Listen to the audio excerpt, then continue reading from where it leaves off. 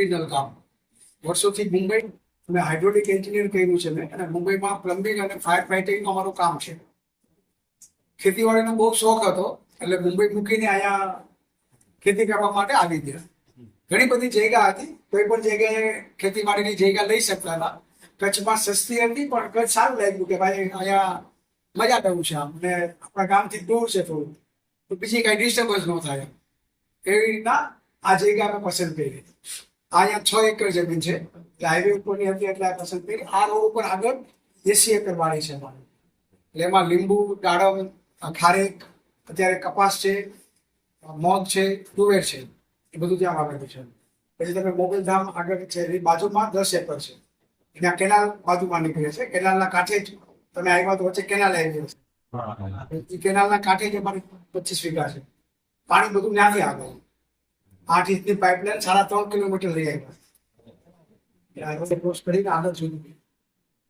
આ રીતના કચ્છની અંદર એક જગ્યા પર પાણી છે અને એક બાજુ જમીનો સારી છે. આવી રીતના છે. ઉપર તમે જ્યાં ગયા હતા અમારા શેષિયાપામ છે, એ બધું દ્રાગા વિસ્તાર કહેવાય, એ બધું પાણી વાળો વિસ્તાર. આ બાજુનો કાંઠા વાળો વિસ્તાર કહેવાય. આના પછી આગળ રણ આવી ગઈ, એટલે આ બાજુ બધી કાપની જમીનો સારી હોય, એટલે ઓછા પાણી આ બાજુ થાય. હવા રેતાળ જમીન છે એટલે પાણી વધારે જોઈએ. એટલે આ રીતના એનું ભૌગોલિક પરિસ્થિતિ છે. બધા ટાઈપના પાક થાય અને સૂકું વાતાવરણ, એટલે રોગ જીવાતનું ઉપદ્રવ ઓછો કમ્પેરેટિવ. એટલે આપણે પણ સૌરાષ્ટ્રમાં મોસ્ટલી એવું જ છે, અમને કંઈક બી સૂકું વાતાવરણ વધારે છે. આ અમારો પરિચય તમને કહ્યું. હવે પ્રાકૃતિક ખેતીમાં કેટલા લોકો પ્રાકૃતિક ખેતી કરે છે? સાચે અચ્છા, મિક્સ કેટલા લોકો છે? જીવામૃત આપતા હોય ને યુરિયાની જરૂર પડે એ નાખતા હોય તો પ્યોરલી કેમિકલ કરતા હોય, પ્રાકૃતિક કરતા જ ન હોય, આવા કેટલા છે? તમે તો બેમાં છે કે એમાં પૂછો ન કર્યો તો કેમાં? ખેતી જ ન કરતા હોય ને, ખેતી જ ન કરતા હોય. તમે રાસાયણિક તો કરો છો ને? ખેતી કરતા હોય પણ સાથે બીજો વ્યવસાય હોય, ખાલી ખેતી ઉપર ડિપેન્ડ ન હોય, આવા કેટલા લોકો છે?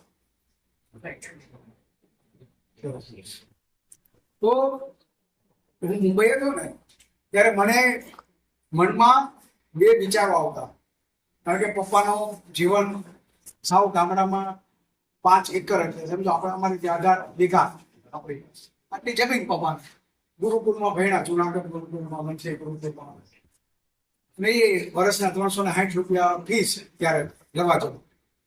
તો ખેડૂતનું જીવન જોયું કે માંડ 2 છેડા ભેગા થતા હોય, એમાં કૂવો, ત્યારે કૂવાની સિસ્ટમ હતી, બોર તો ત્યારે હતા નહીં પહેલાના જમાનામાં. તો એક જો કૂવો કર્યો હોય ને જો એમાં પાણી ન આવે તો આખી જિંદગીનું જે કમાણી હોય બધી વહી જાય એમાં કૂવામાં. બરાબર કે નહીં? અને આપણે બધાએ આપણા બાપાનું જીવન આપણે જોયું છે. તો પછી ભણવા માટે મુંબઈ ગયા. હું સ્વાધ્યાયમાં ગયા હતા. સ્વાધ્યાય ખબર? કેટલા લોકો સ્વાધ્યાય છે? તો હું પણ મુંબઈ દાદા પાસે ભણવા ગયો, અને ભણ્યા પછી મારે પાછું ગામડે જ આવી જવું, પણ ત્યાં બહુ સારી તક હતી.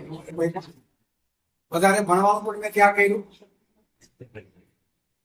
અને ત્યાં રહ્યા, ખૂબ સારું કમાણ.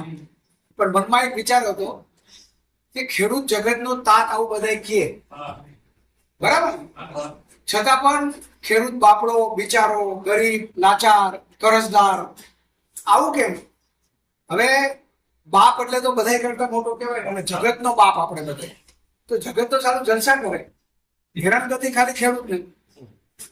આ વાસ્તવિકતા છે કે નહીં? આ વિચાર મને સતત આવ્યા કરે.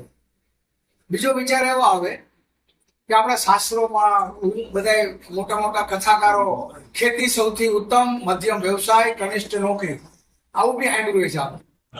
ખેતી સૌથી ઉત્તમ વ્યવસાય છે, કનિષ્ઠ નોકરી આવતી છે. પણ વાસ્તવિકતામાં જોઈએ તો ખેતી તો કોઈને કરવી નથી, અને ખેતી કરતા હોય 25-50 વીઘા જમીન હોય તો દીકરાને કોઈ દીકરી નથી.